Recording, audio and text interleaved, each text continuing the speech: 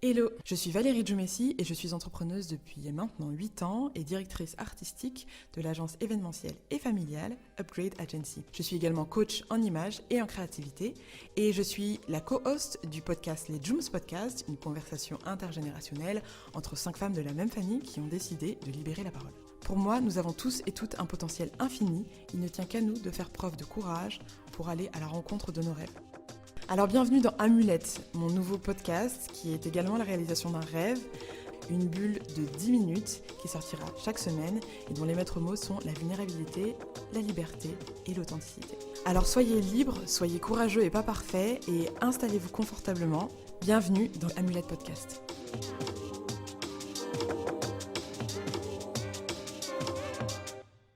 Hello à tous et à toutes et bienvenue dans ce nouvel épisode d'Amulette Podcast. Je suis Valérie et dans les prochaines minutes, on sera ensemble dans cette petite aventure, cette petite bulle de transparence, de vulnérabilité et de courage.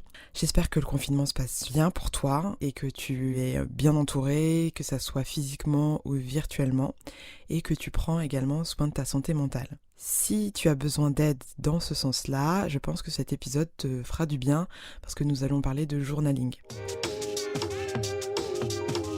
Alors, le journaling, c'est l'art de tenir un journal intime. Ouais, voilà, c'est comme quand les ados, elles ont leur journal intime rose avec leur petit cadenas et qu'elles écrivent qu'elles détestent leur maman et qu'elles sont amoureuses de Jonathan. Je n'ai jamais été amoureuse de Jonathan. Et je ne connais pas de Jonathan. Et d'ailleurs, on dit Jonathan. Tout de même, je tiens un carnet depuis un petit bout de temps, moi, depuis 2013 au moins. En tout cas, c'est les dates que j'ai trouvées dans les carnets que j'ai encore chez moi. J'en ai une vingtaine de petits carnets. Et c'est, je trouve, un outil magique assez intéressant parce que, un, il me permet de poser mes émotions, comme je te l'ai dit.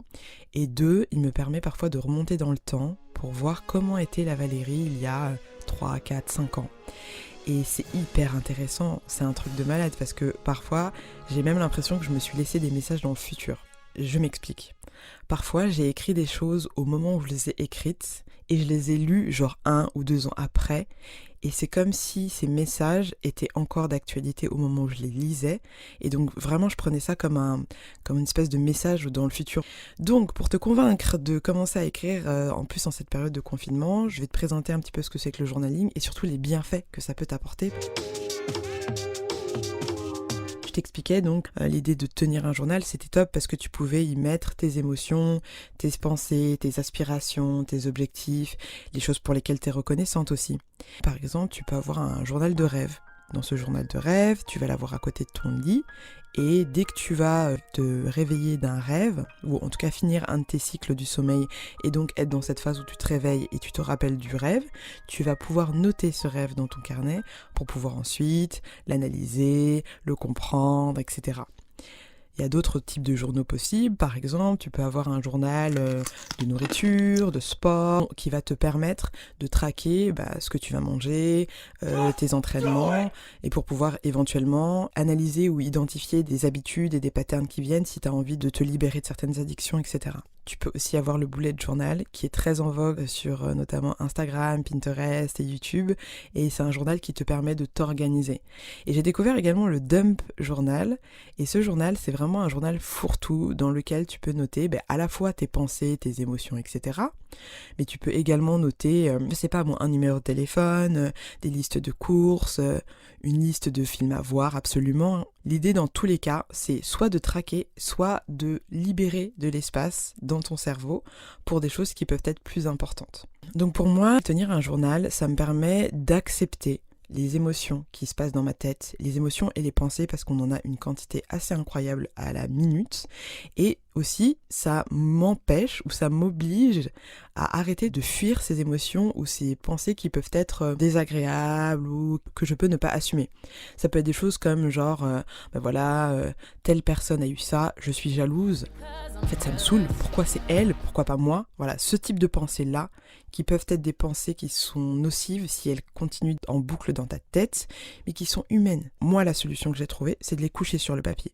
pour ensuite les déconstruire et pour intégrer une pensée ou une émotion qui est plus positive, on va dire, ou plus constructive. Bien évidemment, je tiens toujours à le préciser, le journaling c'est un super outil, mais ce n'est pas un remplacement à une aide si on a besoin d'une aide psychologique ou à une thérapie. Ça a été prouvé que ça avait un impact sur la réduction du stress, de l'anxiété et de la dépression, et je vais t'expliquer dans quelle mesure. Il y a un super livre de Simon Sinek qui s'appelle Start with Why. Alors c'est un livre qui est très branché entrepreneuriat, mais je pense que l'essence de ce bouquin est applicable un peu partout. En gros, c'est toujours hyper important de savoir pourquoi est-ce que tu fais les choses. Quand tu sais pourquoi, quand tu as identifié ce pourquoi, qu'il est précis et qu'il est clair, qu'il est assumé, qu'il est transparent, ça te permet de garder le cap quand il y a des moments où c'est dur pour toi de tenir tes engagements ou d'aller jusqu'au bout de tes idées parce que tu te rappelles pourquoi tu fais les choses. N'hésite pas à rêver grand, comme ça tu ne pourras pas perdre de vue cette grandeur quand tu auras besoin de motivation. Donc, pourquoi tenir un journal? Comme je te l'ai dit déjà, c'est top parce que tu peux noter toutes tes pensées sans filtre. Il n'y a personne qui va te juger, normalement personne qui va te lire. Donc c'est un endroit où tu peux être totalement honnête et transparent avec toi-même. C'est top aussi parce que quand tu vas écrire, tu vas te rendre compte à la relecture que parfois il y a des pensées que tu ne savais même pas que tu avais. C'est-à-dire qu'il y a des choses qui te sont inconnues à toi-même. Le fait de les poser sur le papier va te permettre de les révéler en fait et de les comprendre et de te dire « Ah, en fait, je pense ça, damn! Ok, I see you. » Le but de tout ça, c'est vraiment d'être plus transparent et transparente avec toi-même et de t'accepter. Parce que nous, les êtres humains, nous sommes complexes. Donc il y a beaucoup de nuances. Il y a de la lumière, mais il y a aussi des pensées qui sont plus négatives, des pensées qui sont plus nocives. Et c'est ok. C'est important de les voir. Le journal, pour moi, c'est aussi un super outil magique qui me permet de transformer toutes ces émotions, ces pensées négatives en quelque chose de plus positif. Pourquoi ? Parce que j'ai décidé, ça fait partie de mes valeurs, de choisir la joie, de choisir la lumière. Donc, je vais, au début de mon journal, en fait, commencer par décharger tous les trucs négatifs, dégueux, etc.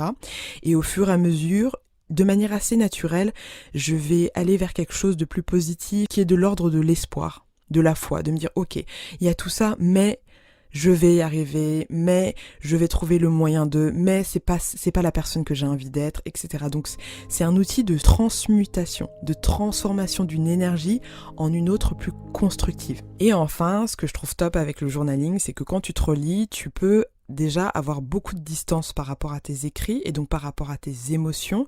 Donc tu peux avoir peut-être plus d'objectivité et être moins dans l'émotion, tu vois, le cœur qui bat, le ventre qui est serré, la passion, qui sont des super émotions, mais par contre qui peuvent t'empêcher de penser de manière rationnelle. Et là, on va activer une autre partie du cerveau.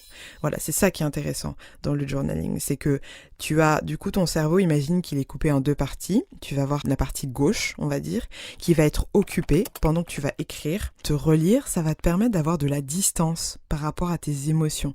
Et ce qui est intéressant, c'est comme si, en fait, tu lisais le journal de quelqu'un d'autre et ça va te permettre d'avoir une autre perspective. Parce que souvent, on est là avec nos œillères et on se dit ma vie, truc. Et on prend une grande respiration et on prend de la distance et on prend de la hauteur. Et là, on peut trouver des solutions. Là, on peut trouver une autre manière de voir le monde. Là, on peut peut-être adopter un autre mindset. Le cerveau droit, il va vraiment être libre pour créer, pour sentir, pour enlever tous ces blocages mentaux. Tu vas utiliser cette force mentale pour mieux te comprendre, pour mieux comprendre les autres et pour mieux comprendre le monde. Et si c'est pas magique ça. Maintenant que tu as identifié ton why, j'ai identifié 3 choses. Au niveau mental, déjà, c'est un outil super pour réguler tes émotions, pour avoir une forme de conscience de toi-même, pour apprendre à mieux te connaître, pour t'aider à parfois résoudre des problèmes qui te semblent impossibles à résoudre, alors que tu as toutes les ressources en toi. Maintenant, admettons, tu es en conflit avec quelqu'un. Quoi ça en fait? On veut savourer notre victoire en fait. Eh ben ton cri, j'attends que t'énerves, s'il te plaît en fait. T'as par exemple des ressentiments, de la rancœur, t'as du mal à digérer une chose qui a été faite dans le passé. Écrire, ça peut te permettre de résoudre des désaccords avec d'autres personnes parce que tu peux adopter le point de vue de l'autre personne. En gros, tu vas pouvoir résoudre ce qu'on appelle le conflit socio-cognitif. Quand tu parles avec une personne, elle vient avec son histoire, ses bagages, sa manière de voir le monde, et toi tu viens avec la tienne également. Et il y a forcément un conflit parce que vous voyez les choses différemment. Ce que j'aime bien utiliser comme exemple, c'est imagine, moi j'ai mes lunettes et toi tu vois le monde différemment parce que tu as une correction différente. Donc si à un moment donné je décide de prendre et de mettre tes lunettes, je vais voir le monde tel que toi tu le vois et il est complètement différent. Et donc, parce qu'il est différent, tu vas te comporter de manière différente de la mienne. Au niveau physique, d'après des études qui ont été menées par James Pennebaker, désolé pour la prononciation, qui est un prof de psychologie à l'université de Texas, le fait de tenir un journal a un impact sur ton système immunitaire. Il va vraiment venir le renforcer. Il va également améliorer et favoriser la guérison de tes bobos, de tes maux, de tes blessures. Comment, tu vas me dire?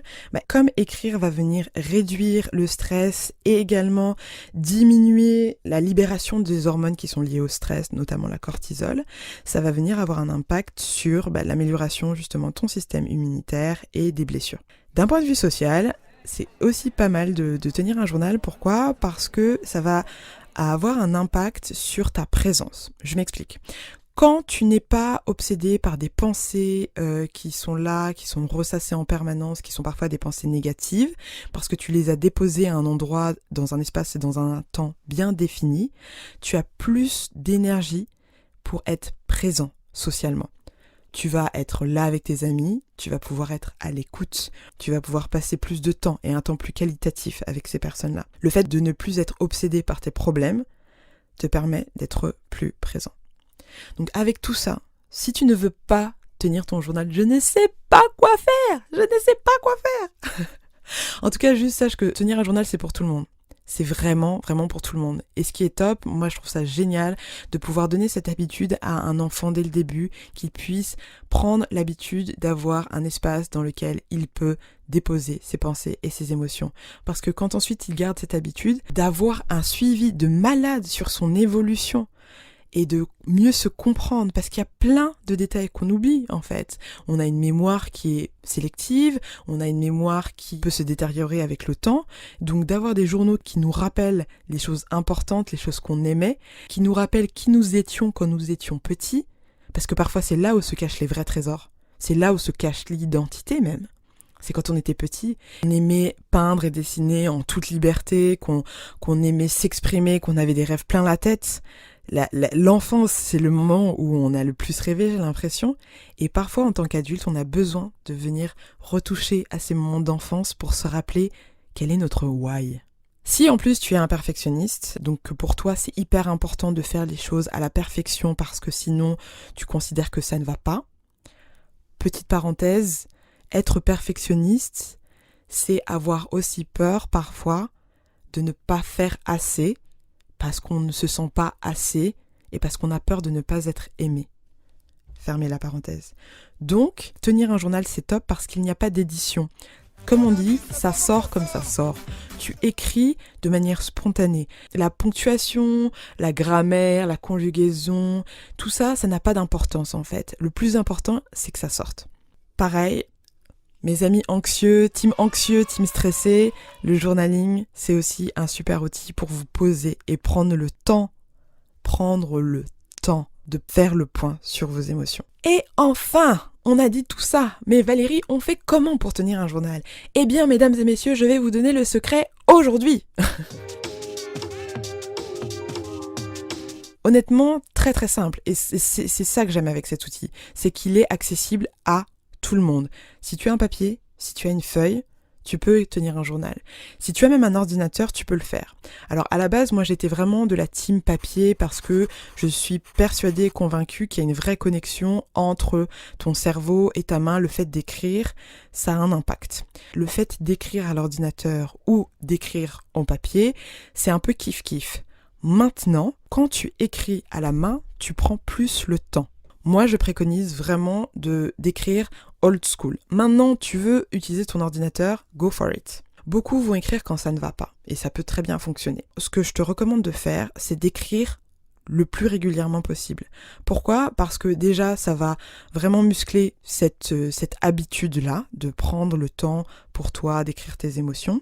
Et surtout, quand ça ne va pas, tu vas pouvoir relire les choses que tu as écrites quand ça allait bien. Et ça te permet aussi d'alimenter cet espoir et cette foi et cette positivité. De regarder dans les moments où ça allait bien et te dire « Bon, ok, je dis que ma vie est pétée, que rien ne va, nanana, mais en réalité, si je regarde il y a 2, 3 jours, 4 jours, une semaine, il y avait des choses positives. » N'oublie pas que la vie est un cycle. Et c'est ça qui est top avec le journal, c'est que tu vas pouvoir identifier tes propres cycles. Tu as ton propre rythme. Et parfois, tu vas te rendre compte, au bout de quelques temps, en gros, moi, toutes les 2-3 semaines, il y a un bad. Il y a un truc négatif qui se passe, où je perds la joie, je suis saoulée partout, ça ne va pas. Et quand tu as ces informations-là, corrélées avec d'autres informations que tu vas pouvoir récupérer dans ta recherche d'améliorer ta santé mentale, tu vas te rendre compte qu'il y a des causes à effet.